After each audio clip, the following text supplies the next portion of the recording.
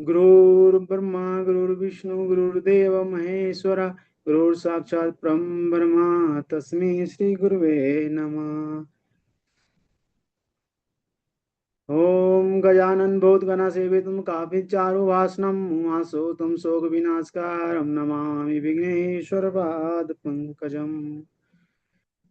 ओम त्र्यंबकं यजामहे सुगंधिं पुष्टिवर्धनम् उर्वारुकमिं बन्धनान् मृत्योर्मोक्षामामृता। या देवी सर्वतेषु शक्तिरूपेण संस्थिता नमस्तस्ते नमस्तस्ते नमस्तस्ते नमो नमः। ॐ भूर्भुवः तत्सवितुर्वरेण्यं भर्गो देवस्य धीमहि धियो यो न प्रचोदयात्। ओम शांति शांति। स्थानीय देवी देवता कुल देवता नवग्रह देवी देवताओं को भी आह्वान करता हूँ। परमपिता परमेश्वर को आह्वान करता हूँ। दसों दिशाओं की शक्तियां को आह्वान करता हूँ। सातों चक्रासन देवी देवता को आह्वान करता हूँ। आइए परमपिता परमेश्वर जगत जननी भवानी माता रानी को भी आह्वान करता हूँ। राधा रानी को आह्वान करता हूँ। मेरे हृदय में वास करें, हृदय में वास करें। हम अपनी वाणी को फिर पवित्र करना चाहता हूँ आपकी आज्ञा से। हम नहीं बोल रहा हूँ, आप ही बोल रहे हैं। धन्यवाद धन्यवाद आप आने के लिए बहुत बहुत धन्यवाद। सभी आत्मा को भी बहुत धन्यवाद।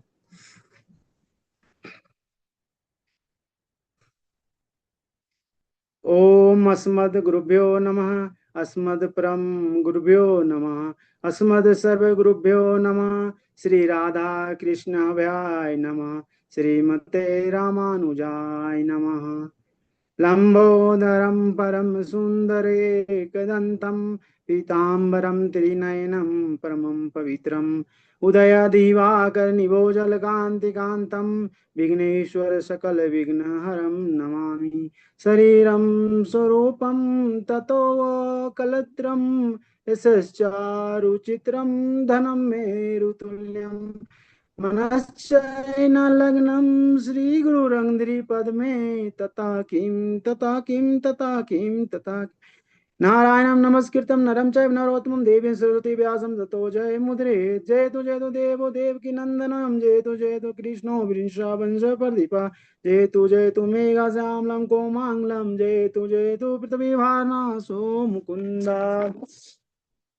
कृष्ण तो दिए पद पंकज पंजरांतम अदैव में विशुद्ध मानस राजहंसा प्राण प्रयाण समय कपवात पिते कंठावरोधन विनो समरतम कुतस्ते ब्रह्म पीड़म मटवर वपो कर्णियो कार्णिकारम विभद्रवास कनक कपिशम भयंतीम चामालम रंध्रान वेणुर्धर सुदय पूर्यन गोप विरिंदे वीरदारणाय सोपद्रमनम परविष्ट गीत किरीटा कीर्ति करारविंदे पदारविंदम मुखारविंदे विनिविनिशितम वटैपत्रस्फुदेश्यानं बालं मुकुन्दं मनसा स्मरामि। रामाय राम भद्राय रामचन्द्राय वेदसे रघुनाथाय नाथाय सीताय पतये नमांजनानन्दनं वीरं जानकी शोकनाशनं कपिसमक्षन्तारं वन्दे लङ्का भयङ्करं मुखं करोति वाचालं पङ्गुलङ्घ्यते गिरियम् अतिकृपातमे वन्दे परमानन्द माधवं। भक्त भक्ति भगवंत गुरु चतुर्नाम वपु एक, इनके पद बंधन किए ना सद्विघ्न अनेक। जय जय श्री राधा रमन जय जय नवल किशोर जय गोपी चित चोर प्रभु जय जय माखन चोर। नमामि भक्तवत्सलं कृपालु कोमलं भजामि ते पदामुजं मकामिना स्वधामदम्। आइए श्रीमद् भागवत महापुराण की थोड़ा भूमिका पे प्रकाश डालेंगे। भागवतम महापुराण की भूमिका है। अनंत कोटि ब्रह्मांड नायक अचित्य कल्याण गुणगान निधान सर्वेश्वर सर्वधिपति आकरण करुणा करुणालय आकरण करुणा कारक सकल जन कलैसापहारक पर ब्रह्म अनंत कोटि कंदर्प दलन पटियान निर्गुण निराकार सगुण सकार जगदेव बंधु करुणानय सिंधु सचिदानंद धन परमात्मा श्री कृष्ण एवं श्री राधा रानी जी के युगल चरण अरविंदों में दास का बारंबार प्रणाम। सुपस्थित भागवत भक्त भगवंत भागवत कथा अनुरागी सजनों भक्तिमयी मातृशक्ति भगनी बांधवों को कोटि कोटि बंधन। सिया राम मैं सब जग जानी करऊं प्रणाम जोर जुग पानी। भगवता इदम स्वरूपम मूर्ति प्रत्यक्ष कृष्ण है वही। ये श्रीमद् भागवत भगवान श्री कृष्ण की प्रत्यक्ष शब्दमयी मूर्ति है। भगवता प्रोक्तम भागवतम, भगवान ने जिसका उपदेश किया है उसे भागवत कहते हैं। भगवता चरितम स्मृत भागवतम, जिसमें भगवान ने परम पवित्र का वर्णन किया है उसे भी भागवत कहते हैं। भागवतया श्री राधाया गुप्त चरितम भज श्रीमंत भागवतम, जिसमें श्री राधा रानी के गुप्त चरित्र का वर्णन किया गया उसे भागवत कहते हैं। भागवतो श्री राधा कृष्णो इदम स्वरूपम भागवतम, जिसमें श्री राधा कृष्ण के पावन चरित्र का वर्णन किया है उसे राधा कृष्ण युगल स्वरूप उसे भागवत कहते हैं।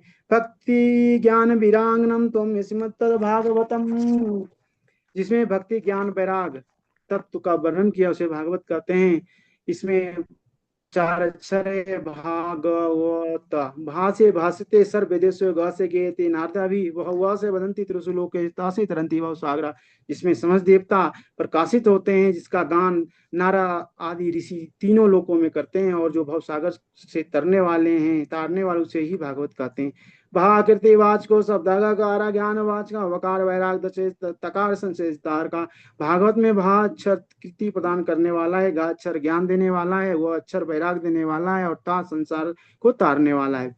सर्गस प्रति सर्गस वंशो मनवर्ता नीचा वंशाचरितम चय पुराणम पंचलक्षम, यह सूक्ष्म सृष्टि अस्थूल सृष्टि सूर्य चंद्रमा आदि के वंश का वर्णन मनवंतर में होने वाले राजा तथा भगवान के भक्तों के वंश का वर्णन किया गया, जिसे 5 लक्षणों से युक्त ग्रंथ को पुराण कहते हैं। परंतु इस श्रीमद् भागवत में 10 लक्षण है, इसीलिए महापुराण में श्रीमद् भागवत के प्रारंभ में महात्मा का वर्णन किया गया। इसे महात्मा का अर्थ होता है महिमा।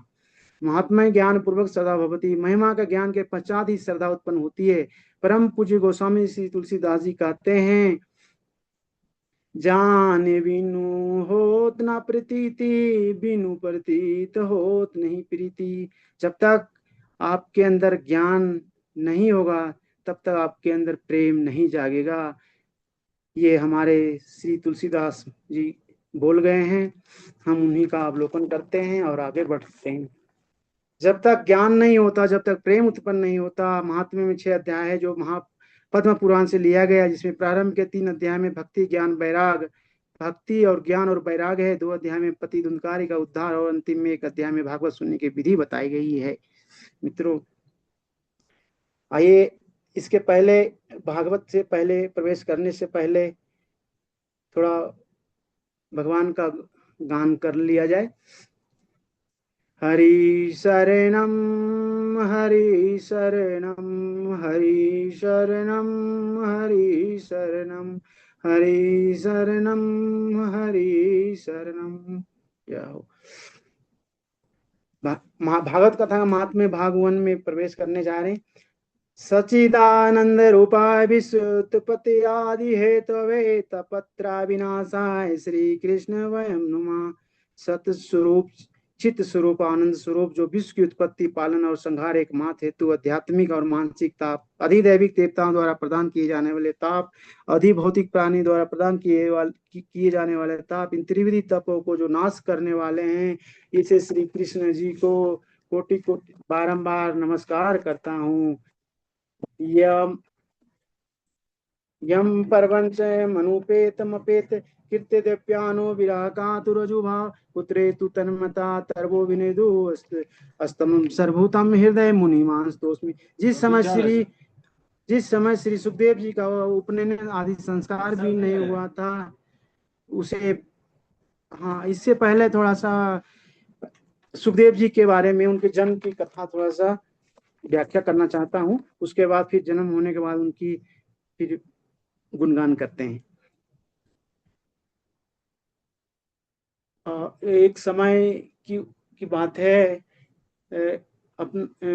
माता पार्वती को, हम शॉर्टकट में जाना चाहेंगे क्योंकि समय के अभाव है, अच्छा है, तो इसलिए हम शॉर्टकट में जाएंगे, पूरी कहानी नहीं। तो सुख जी का जो जन्म का थोड़ा सा हम बताना चाहते हैं कि जब नारद जी माता पार्वती के साथ में वार्तालाप कर रहे थे, सत्संग कर रहे थे, तो उस समय भोले बाबा ध्यान में मग्न थे। तो नारद जी ने माता पार्वती को ये बता रहे थे कि पता है, आपके भोले बाबा का जो नर मुंडी है उसके बारे में कुछ पता है? तो भोले बाबा ये पार्वती माता बोलती हैं कि नहीं मुझे तो नहीं पता है। तो मतलब कि इसमें ये है कि बोले हैं मुझे तो नहीं पता। तो भोले बाबा फिर आए। तो उस समय फिर नारद जी बस इतना ही ये तो सिर्फ नाटक था, क्योंकि लीला करना होता है तो ये सब तो चला रहे थे वो। तो कह के चले गए। तो भोले बाबा ध्यान जब टूटा तो बोले भाई नारद जी रुकिए, कहाँ जा रहे हैं? तो बोले नहीं नहीं नहीं, हम जा रहे हैं, माता से बातचीत हो गया। तो वो माता पार्वती भोले बाबा को गुस्सा के रूप में देखे कि भाई आप तो हमसे छल करते हो, कपटी हो, मुझे आज तक कुछ नहीं बताया कि क्या है नहीं है। तो बोले क्या? तो वही बोलने लगे कि जो नरमुंडी ये आपके धारण की हुई है, क्या है? बोले कि आपका ही जो इतनी बार मृत्यु हुआ उसी का मुंडी है।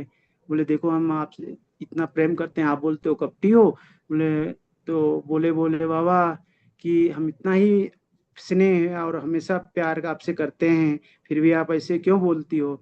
तो बोले कि कैसे पता चलेगा? तो बोले अच्छा। तो उस समय फिर बोले कि आप मरते, मृत्यु नहीं होता, मेरा इतना बार मृत्यु हो गया। तो बोले कि नहीं हम तो अमर कथा सुनने सुने हैं और सुनाते हैं, सहते हैं, तो मेरी मृत्यु नहीं होती है। तो बोले कि तो मुझे भी अमर कथा सुनना है।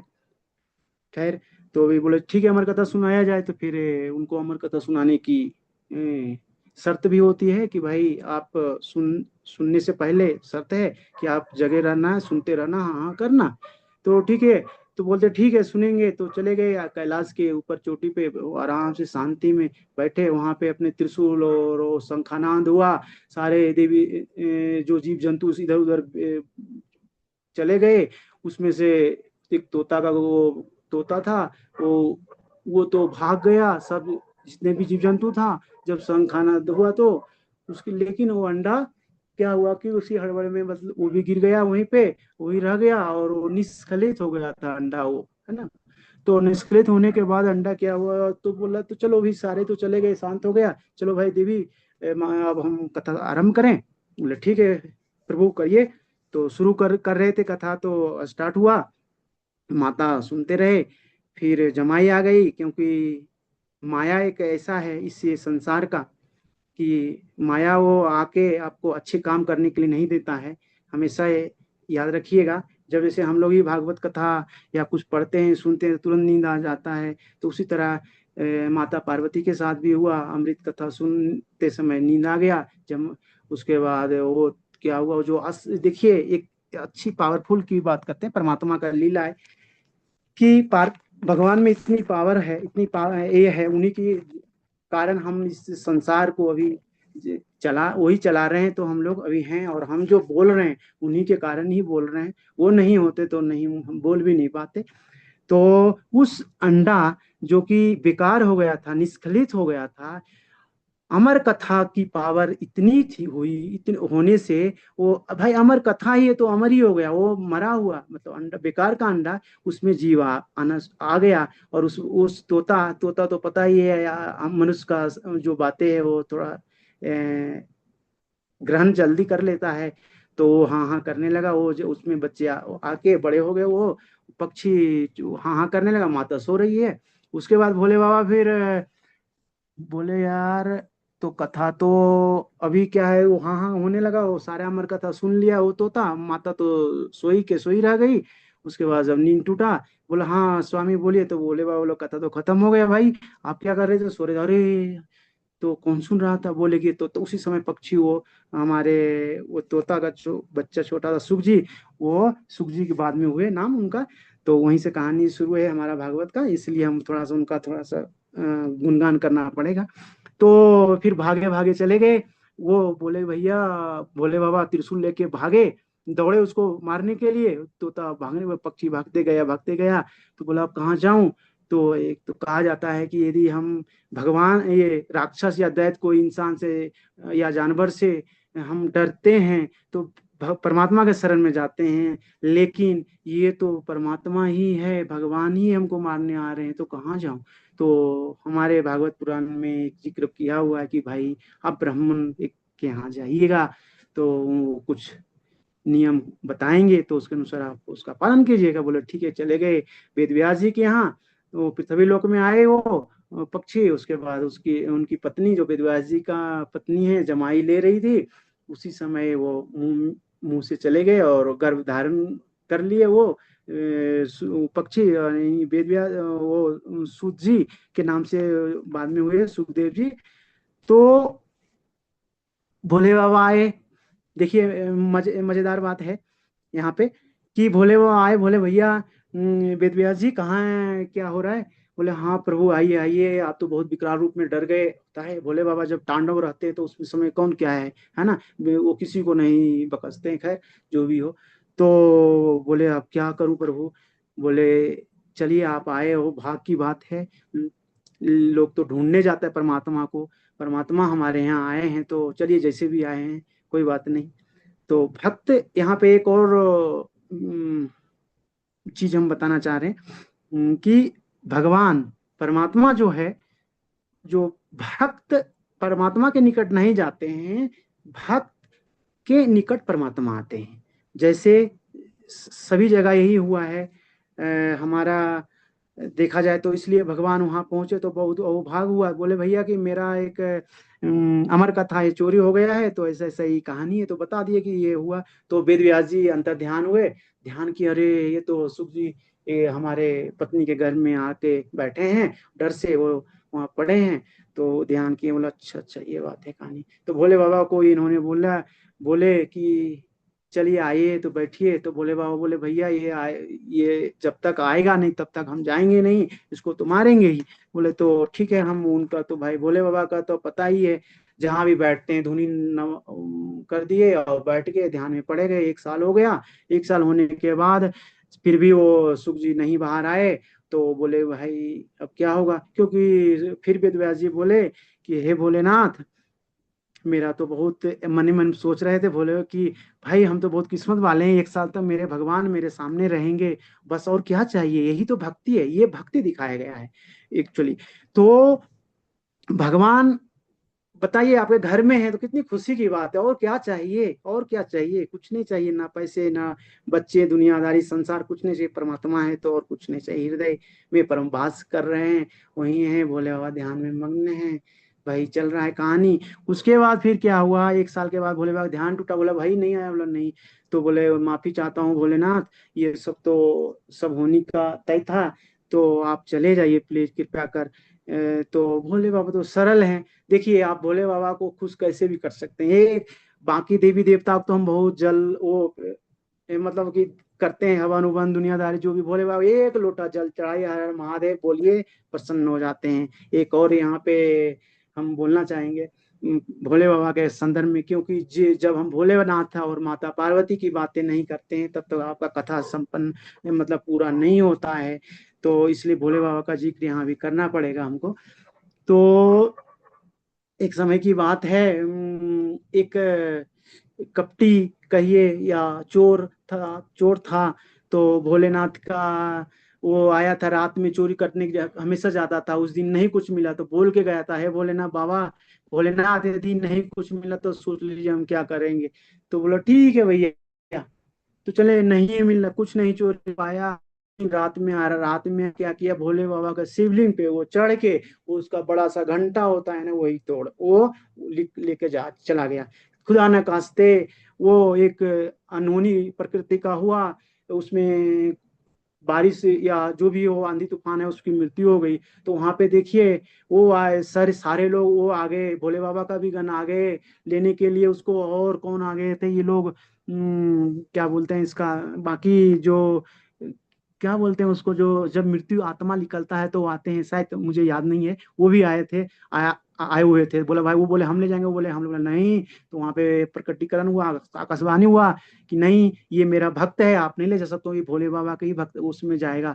बोला अच्छा क्यों, कि बताया। फिर देखा, बोला देखो मेरा हमको ही समर्पित कर दिया भोले। देखो ये कितनी सरल है, हम ये बताना चाह रहा हूँ सिर्फ भोले बाबा पे ही, मतलब वो बोला हम, उनका भोलेनाथ का सोच ये था कि भाई हमको ही समर्पित कर दिया बस।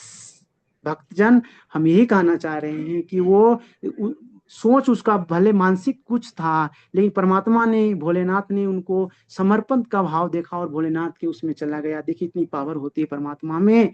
तो खैर मतलब यही बताना चाह रहे थे, भक्ति में कितनी शक्ति होती है। मतलब आप यदि एक उसके उनके यहाँ चले भी गए, दूर से भी प्रणाम कर लिए तो आप तर जाएंगे। कहने का मतलब मेरा ये भाव था, कहना था और कुछ नहीं। तो देखिए फिर उसके बाद लीला शुरू हुआ। उसके बाद क्या हुआ कि फिर हम आ जा रहा हूँ फिर सूत जी के निकट। तो भोलेनाथ को, इसलिए हम सरल की बात बोल रहे थे भोले बाबा के संबंध में, इसीलिए हम ये वो बताना जरूरी था। तो भोले बाबा बोले, वेद व्यास जी बोले, भगवान अब तो चले जाइए।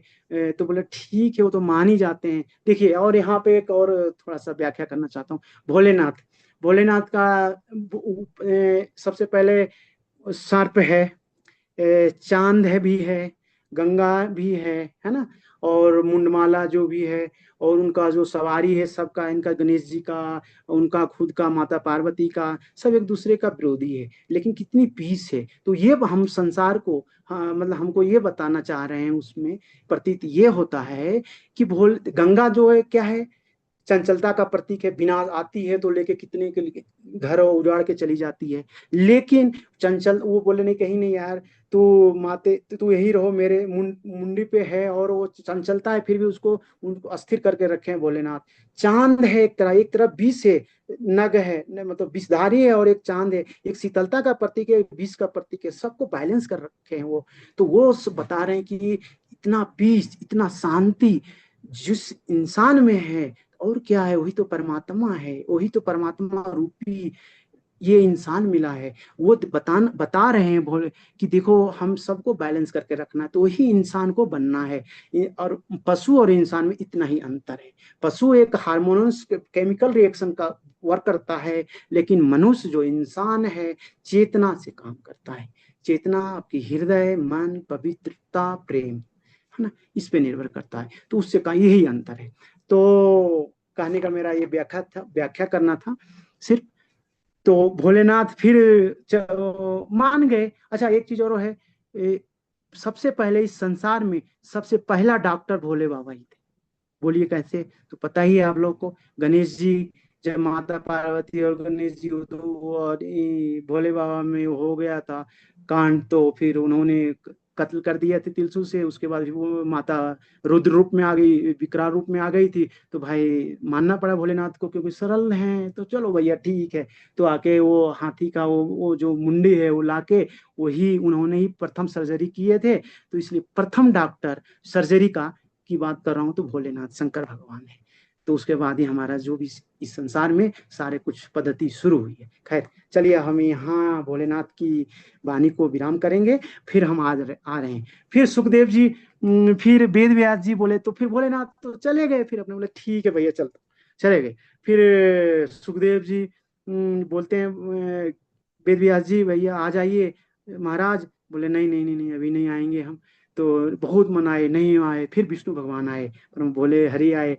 बोले सुखदेव महाराज आ जाइए, बोले क्योंकि उनकी पत्नी को बहुत पीड़ा हो रहा था, दिक्कत हो रहा था, परेशानी हो रहा था, दर्द होता है तो परमात्मा का याद आता है इंसान को, एक चीज ये भी महसूस होता है। तभी हरि को बुलाया गया, हरि का गुण आह्वान किया गया, तो हरि जी आ गए। भगवान जी आए, बोले कि भाई सुखदेव जी आ जाइए महाराज, क्योंकि नहीं आएंगे तो परेशानी हो रही है। तो बोले ठीक है, मेरा एक शर्त है कि हम आप जो इस संसार का ग्रसित माया है, इससे हमको बाहर रखना पड़ेगा।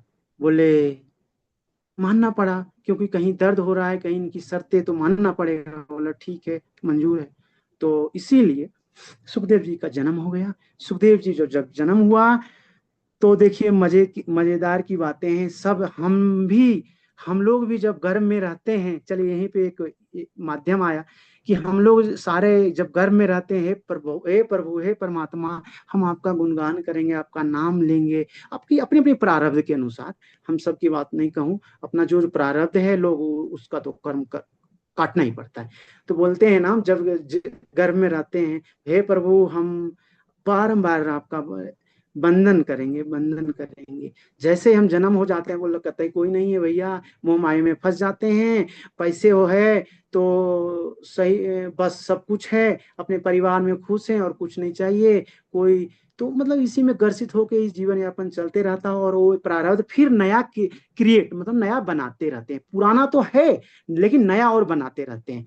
तो मेरा धर्म है कि कम से कम नया तो मत बनाइए।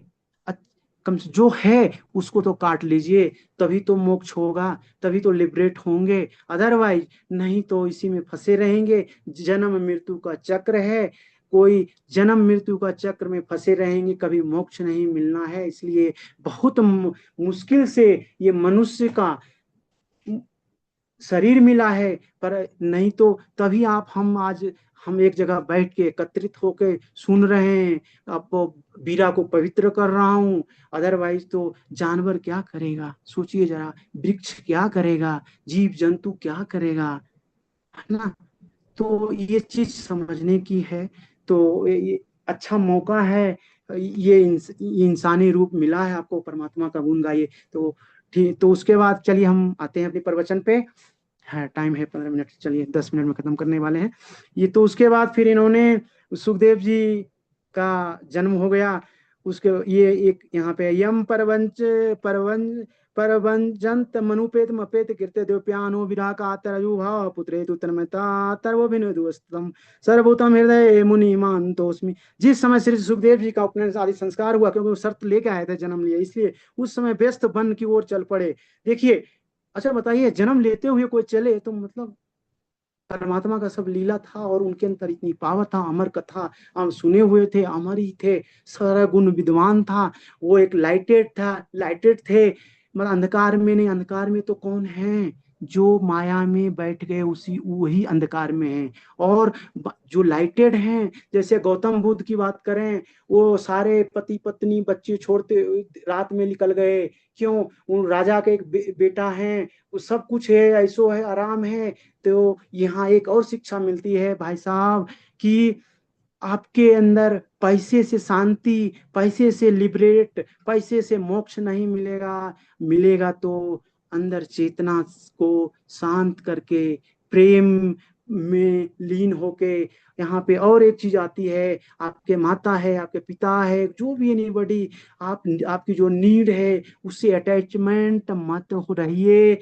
डिटैच रहिए। अटैचमेंट मतलब अटैचमेंट सिर्फ परमात्मा से रहिए, तभी उद्धार होगा। नहीं तो इस लीला में जन्म मृत्यु के चक्कर में फंसे रहिए। कोई नहीं कह सकता है। मार्गदर्शन परमात्मा हमारे गुरुदेव बताएंगे, मार्गदर्शन करेंगे, बताया जाता है। सारे गुरु हम ग्रंथ पढ़ते हैं सिर्फ उस पद्धति में, उस स्थिति में उतरने के लिए। लेकिन हम लोग क्या है, माया में फंस जाते हैं, क्योंकि परमात्मा का ही ये सब खेल, क्योंकि आपको माया से निकलना पड़ेगा। कहने का मेरा ये तात्पर्य था। तो इसीलिए सुखदेव जी देखिए जंगल की ओर चले जाते हैं, और उसमें उनके पिताजी देखिए वेद व्यास मोह, इसे हमने आपको उसको अटैचमेंट बात बताए माता पिता से, उतने ही रखिए, अंदर आत्मा से परमात्मा से ही प्रेम रखिए। भाई संसार के लिए सब कुछ करिए, भौतिक संसार चलाने के लिए आपके माता पिता दुनियादारी संसार है, याद रखिएगा, सिर्फ भौतिक संसार। तो भौतिक संसार से परमात्मा कभी नहीं मिलता है। जितना नीड है उतना करिए, आगे बढ़िए। हम नहीं कह रहा हूँ कि आप छोड़ के परमात्मा में विलीन हो जाइए, भूखे प्यासे मर जाइए, या जंगल जार जो कहीं इधर उधर, हम नहीं कह रहा हूँ, लेकिन एक आप जो प्रेम है परमात्मा से रखिए, मेरा यही कहना था। तो वेद व्यास जी देखिए इतने ज्ञानी थे। अच्छा चलिए एक और आया यहाँ पे, वेद व्यास जी पुत्र मोह से व्यतीत हो उन्हें पुकारने लगे, हे बेटा पुत्र मत जाओ, रुको। उस समय ने आह्वान हुआ, वो आकाशवाणी हुआ वृक्ष की तरफ से, उन्होंने बताया गया कि सुखदेव जी तरफ से उत्तर दिया, वेद व्यास जी आप अत्यंत ज्ञानी है, इस पर पुत्र मोह से दुखी हो रहे हैं।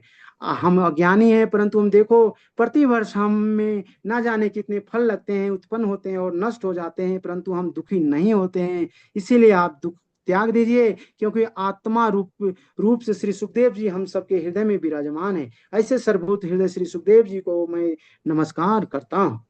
कहने का मेरा ये तात्पर्य था। देखिए सारा हमने उस अवलोकन में आपको बता दिए, तो समझ लिए होंगे से। आगे बढ़ते हैं। नैमिषे सुत मासीन मभिवाद महामतिम कथामृत सार स्वाद कुशल सौनक वर्ती तीर्थ परम नैमिष विख्याता अति पुनित साधक सिद्धाता। तीर्थों में श्रेष्ठ नैमिषारण्य जो अत्यंत पवित्र है, साधकों को सिद्धि प्रदान करने वाला, ऐसे नैमिषारण्य तीर्थ में विराजमान परम विद्वान श्री सुत जी को कथामृत का रस रस स्वादन करने में कुशल श्री सौनक जी ने कहा है, अज्ञान धन दिवसम कोटि सूर्य संप्रभा सुताख्यायी कथा सारम मम कर्ण रसायनम। सूर्य जी, आज का ज्ञान अज्ञानता रूपी अंधकार का नाश करने में करोड़ों सूर्य के समान है, इसलिए आप हमारे कानों में अमृत के समान मधुर लगने वाली कथा सुनाइए। वह कथा भक्ति ज्ञान वैराग को प्रदान करने वाली हो, जिसे माया मोह का नाश हो, जिसे वैष्णव भक्तों ने कही हो। इस घोर कलिकाल के कारण प्राय जीव असुरी स्वभाव के हो गए हैं। वह कथा उन्हें शुद्ध करने वाली, श्रेष्ठ से श्रेष्ठ, पवित्र से पवित्र हो और शीघ्र ही भगवान श्री कृष्ण को प्राप्त करने वाली हो। काल व्याल मुख ग्रस श्रात सर्व निर्वास हेतवे श्रीमद भागवतम शास्त्रम कलो किरेण्य भाषितम। काल रूपी महान सर्प ग्रास बने हुए प्राणियों की दुखी की निवृत्ति के लिए कलिकाल में श्री सुखदेव जी ने श्रीमद भागवत पर वचन किया। जन्मतारे भवते पुण्यम तदा भगवतम लभेत। जब मनुष्य के जन्म जन्मतारों को पुण्य उदय होते हैं तब भगवत की कथा सुनने को मिलती है। जिस समय श्री सुखदेव जी राजा परीक्षित को यह कथा सुनना रहे थे, उस समय देवता अमृत कलश लेकर आए। श्री सुखदेव जी चरणों में प्रणाम किया और कहा, यह अमृत कलश आप राजा परीक्षित को पिला दीजिए और बदले में हम सभी देवताओं को कथा अमृत का पान कराइए।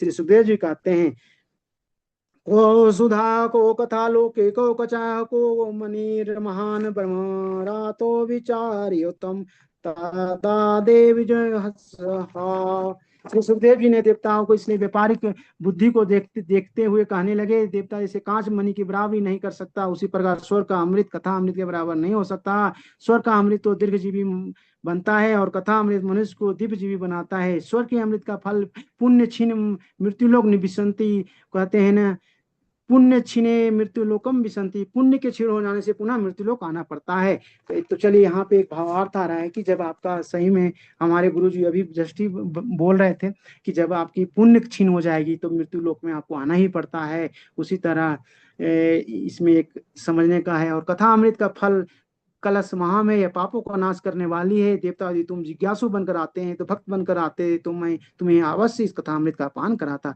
परंतु तुम तो व्यापारी बनकर आए हो, इसलिए इसके अधिकारी नहीं हो। तो यहाँ पे एक डिवोशन की बात आती है, आपकी समर्पण होनी चाहिए, परमात्मा के प्रति प्रेम होना चाहिए। प्रेम कम अर्थ लोग अलग अलग तरीके से जानते हैं, खैर जो भी है, लेकिन आध्यात्मिक में प्रेम जो है आपका परमात्मा में होनी चाहिए, तो ही सब कुछ हो। आपका समर्पण होना चाहिए, सारा कुछ प्राप्त हो जाता है। तो यहाँ पे एक वार्तालाप आया है कि सुखदेव जी का अमृत कलश के बारे में, ये जो आया था कि आपकी जो प्रारब्ध है वो जब अच्छी वाली जब खत्म होता है तो आप मृत्यु लोक में आ जाते हैं, फिर से आपकी काटना पड़ता है। यहाँ तक कि प्रभु हमारे भगवान भी अवतरित हुए। एक कितना 24 अवतार अभी होना है, कल की 21 अवतार हो चुका है। तो वो सब अपने ही प्रारब्ध को काटने के लिए आए थे पृथ्वी पे। और एक और लास्ट हमारे ग्रंथ के अनुसार कल की अवतार भी होना है, तो वो भी काटने के लिए आएंगे। चलिए, श्रीमद भागवती वार्ता सुरानपि दुर्लभा। सौनक जी, या श्रीमद भागवती कथा देवताओं के लिए भी दुर्लभ है। जब श्री सुखदेव जी ने देवताओं की हंसी उड़ा दी तो देवता मुंह लटकाकर ब्रह्मा जी के पास आए था। पृथ्वी का जो घटना हुई थी वह सब ब्रह्मा जी से कह सुनाए। ब्रह्मा जी ने कहा, देवता दुखी मत हो, 7 दिन के पश्चात देखते हैं राजा परीक्षित की क्या गति होती है। और 7 दिन के पश्चात जब राजा परीक्षित मोक्ष को देखा तो ब्रह्मा जी ने बड़ा आश्चर्य हुआ। उन्होंने सत्यलोक में एक तराजू बांधा, उसमें एक तराजू संपूर्ण साधनों को रखा और दूसरी तरफ श्रीमद भागवत को रखा। भागवत श्री महिमा के सामने समस्त साधनों को हल्के पड़ गए। तो इस भागवत कथा सुनने से देखिए कितनी आपकी सारा गंदगी, आपकी मलिनता सब क्लीन हो जाएगा, साफ हो जाएगा, आपके अंदर प्रेम आएगा। तब क्यों, कब आएगा? जब ज्ञान आएगा। तभी अंधकार में जब तक रहेंगे तब तक कुछ नहीं हो पाएगा। चलिए, 1 मिनट 6 मिनट है। एक चीज और मुझे याद आया कि ये जो कथा है कौन सुन सकता है? तामसिक लोग नहीं सुन सकता, राजसिक लोग नहीं सुन सकता, सात्विक लोग सुन सकते हैं। और सात्विक सुनेंगे, परमात्मा उनके हृदय में वास करता है, सिर्फ सात्विक लोग ही समझ सकते हैं। यदि तामसिक लोग तो सुनेंगे, सिर्फ इस कान से सुनेंगे, इस कान से निकल जाएगा। उनके परमात्मा, जो हम परमात्मा, हम ब्रह्मास्मि बोलते हैं, हम ही परमात्मा हैं, तो वो उनके हृदय में नहीं आ पाएगा परमात्मा। इसीलिए कहा गया है, ये सात्विकता जब तक आपके अंदर आएगी तभी आप ये कथा सुनेंगे, पढ़ेंगे, देखेंगे। और अभी जो सुन रहे हैं सारे सात्विक के कारण ही सब कुछ हो रहा है। इसमें कोई ऐसे लोग अट्रैक्शन नहीं होगा, राजसिक नहीं हो पाएगा, तामसिक नहीं हो पाएगा, सिर्फ सात्विक लोग ही होगा। इसलिए बहुत बहुत हम आभारी हैं कि हम ऐसे मंच मिला हमारे गुरुदेव की सानिध्य में, हमको ये सब सुन रहे हैं, समझ रहे हैं और सीख रहे हैं, अंधकार से प्रकाश की ओर जा रहे हैं। हमारी देखिए, तो इसलिए कहा गया इंसान दिल से अच्छा होना चाहिए, चेहरा क्या फिल्टर से भी अच्छा हो जाता है ना। तो आप इंसानियत, अंदर आत्मा को पवित्र रखिए, सब कुछ मिल जाएगा। और एक और चीज परमात्मा के बारे में थोड़ा